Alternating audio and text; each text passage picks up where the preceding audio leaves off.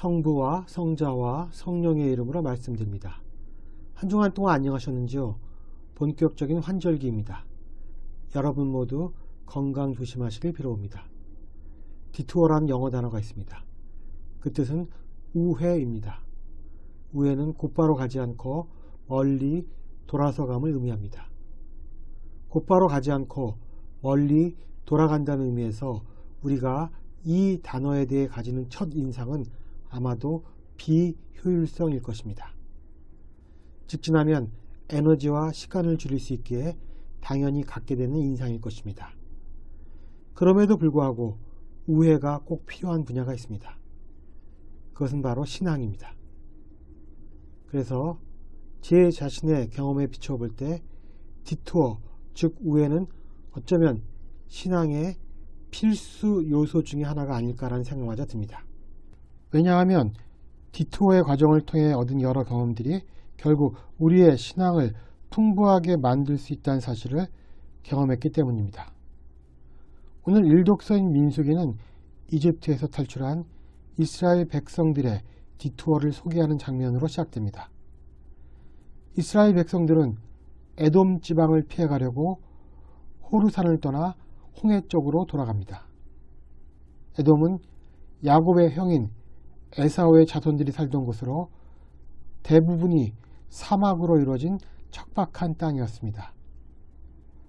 만약 이스라엘 백성들이 에돔 지방을 가로질렀다면 약속의 땅인 가나안 입성이 수월했을 것입니다. 그러나 하나님은 이스라엘 백성들에게 신앙의 훈련으로서 디투어가 필요하심을 느끼셨기에 그들로 하여금 우회로로 몰아가신 것입니다. 아니나 다를까 이 결정에 대해 이스라엘 백성들은 마음이 상하여 길을 가는 동안 참지 못하고 하나님과 모세에게 대들게 됩니다. 어쩌자고 우리를 이집트에서 데려왔습니까? 이 광야에서 죽일 작정입니까? 먹을 것도 없고 마실 물도 없습니다. 이 거친 음식은 이제 진절머리가 납니다. 이스라엘 백성들은 하나님이 그들을 위해 지금까지 이뤄놓은 진전에 대해 부정하고 탈출이라는 근본적인 해방 사건에 대해서도 불평을 합니다. 이 디투어가 이들의 신앙의 얄팍함을 여지없이 드러낸 것입니다. 게다가 먹고 마시는 물의 부족함과 광야에서 이들을 지켜주었던 그들이 거친 음식이라고 폄훼했던 생명의 음식인 만나마저 진저리가 난다고 불평합니다. 그런데 예수님은 요한복음 6장에서 만나를 당신을 예시하는 존재로 비유하셨습니다. 나는 생명의 빵이다. 너희의 조상들은 광야에서 만나를 먹고 다 죽었지만 나는 하늘에서 내려온 살아있는 빵이다. 이 빵을 먹는 사람들은 누구든지 영원히 살 것이다. 하느님은 당신의 깊은 속내를 알지 못하는 이들에게 불뱀을 보내어 호되게 다루기로 작정하십니다. 하나님의 말씀에 순종하지 않고 디투어에 대한 불평을 늘어놓는 이들에 대한 호된 채찍질이었습니다. 불뱀에 관한 사전적 정의는 붉은 반점을 지닌 맹독성의 뱀으로 물리게 되면 열이 나고 불에 댄 것처럼 뜨거워져서 고통스럽게 죽어감으로 되어 있습니다. 창세기 이래로 뱀은 인간들을 피조물의 자리에서 벗어나게 하여 하나님과 같은 삶을 추구하도록 유혹한 존재였습니다.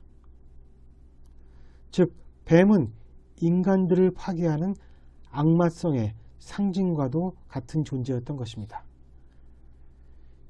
이스라엘 백성들이 광야 생활을 한 동안 사람들과 뱀은 서로의 영역을 넘지 않으며 자연의 섭리대로 공생의 관계를 유지했을 것입니다. 그런데 이제 하나님께서 불뱀을 이용하여 이스라엘 백성들을 물어 죽이게 하십니다. 그러자 이스라엘 백성들의 디투어에 대한 불만은 온데간데 없어지고 이제 자신들의 목숨을 위협하는 불뱀들을 좀 어떻게 해보라고 모세에게 간청합니다.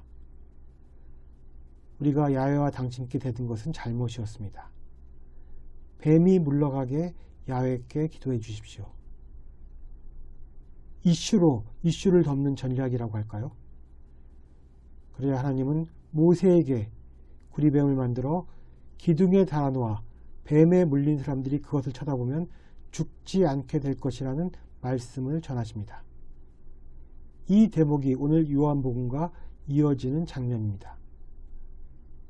오늘 복음은 예수님과 니고데모 사이에 이루어진 대화의 일부입니다. 예수님은 니고데모에게 성령으로 새롭게 탄생하는 일은 오로지 십자가에 높이 들리신 예수를 바라볼 수 있다는 조건에서만 가능하다고 하십니다. 높이 들리심은 물리적인 의미에서도 이해할 수 있지만 나아가 이것이 영적이고 신학적인 차원에서 의미가 있음을 이해해야 합니다. 예수께서 십자가에 높이 들리신 이유는 먼저 오늘 복음 3장 16절에 하나님은 이 세상을 극진히 사랑하셔서 외아들을 보내주시어 그를 믿는 사람은 누구든지 멸망하지 않고 영원한 생명을 얻도록 하기 위해서였습니다. 또 예수께서 13장 32절에서 내가 이 세상을 떠나 높이 들리게 될 때는 모든 사람을 이끌어 나에게 올 것이라고 하신 이유는 당신의 높이 들리심이 하나님께서 모든 사람들을 사랑하신다는 굳건한 표징이 되기 때문이었습니다. 그런데 모든 사람을 위한 구원의 표징이 이를 믿고 받아들이는 사람에게는 하나님의 심판에서 벗어나는 특권이 되지만 그렇지 않은 사람들은 죄인으로 판결을 받는 무서운 결과를 초래합니다. 하나님께서 우리에게 성자를 선물로 주셨다는 것은 모든 사람에게 구원의 문을 열어놓은 것이지만 우리가 자유롭게 그 둘 중 하나를 선택할 수도 외면할 수도 있는 기회를 주신 것입니다. 따라서 우리가 악을 선택한다면 하나님도 더 이상 어쩔 도리가 없다고 말씀하시는 것입니다. 즉 하나님께서 모든 사람들에게 동등한 기회를 주셨으나 인간이 그 기회를 걷어참으로써 은총의 거부에 대한 심판이 그리고 그 책임이 인간인 우리에게 있음을 분명히 알리고자 하신 것입니다. 인간이 자신의 자유의지로 인해 빛을 외면한 것에 대하여 빛을 주려고 애쓰는 하나님을 탓할 수는 없기 때문입니다. 복음은 이렇게 말하고 있습니다. 빛이 세상에 왔지만 사람들은 자기들의 행실이 악하여 빛보다 어둠을 더 사랑했다. 악을 일삼는 자는 누구나 자기 죄상이 드러날까 봐 빛을 미워하고 멀리한다. 오늘 유독서인 사도 바울의 에페소서는 빛보다 어둠을 사랑한 자를 다음과 같이 묘사하고 있습니다. 죄와 잘못을 저질러 죽었던 자들, 죄에 얽매여 이 세상 풍조를 따라 살았고 허공을 다스리는 세력의 두목의 지시대로 살았던 사람들, 본능적인 욕망과 육정에 끌려 하나님의 진노를 샀던 사람들. 우리는 이러한 자들의 원형을 오늘 일독서인 민수기에서 봅니다. 물론 아무런 의심이나 불안 없이 하나님께 나아가는 길은 드뭅니다. 인간들의 나약한 본성이 그들로 하여금 반복적인 디투어를 선택하게 합니다. 예수님 그리고 사도 바울이 우리에게 알려주고 싶은 것은 어쩌면 우리가 우리의 어두운 행실이 드러날까 봐 빛을 멀리하는 것, 즉 심판을 피하기 위해 빛을 멀리하는 것 자체가 더 무서운 심판의 대상이 될 수도 있다는 점입니다.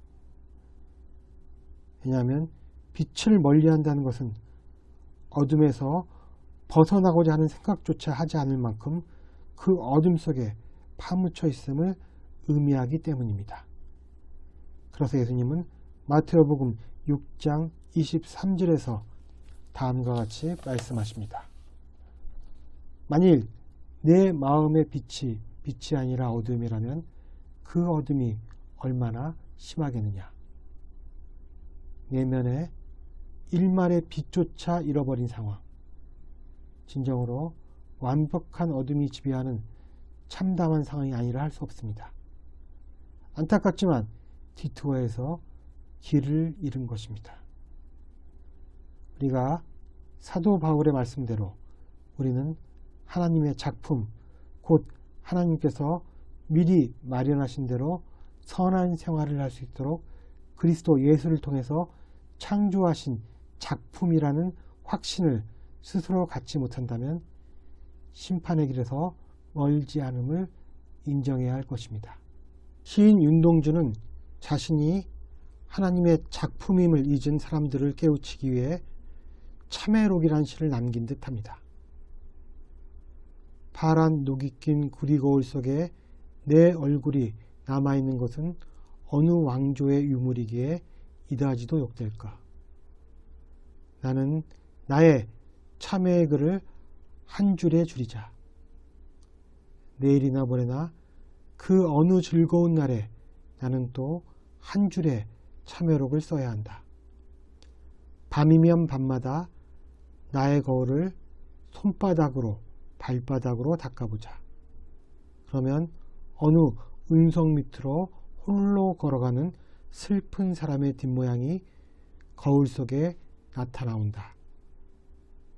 아무쪼록 녹이 낀 구리 거울 같은 우리의 영혼을 정성스럽게 닦아 하나님을 온전히 비추는 사순절이 되기를 주님의 이름으로 기원합니다. 성부와 성자와 성령의 이름으로 말씀드렸습니다. 아멘.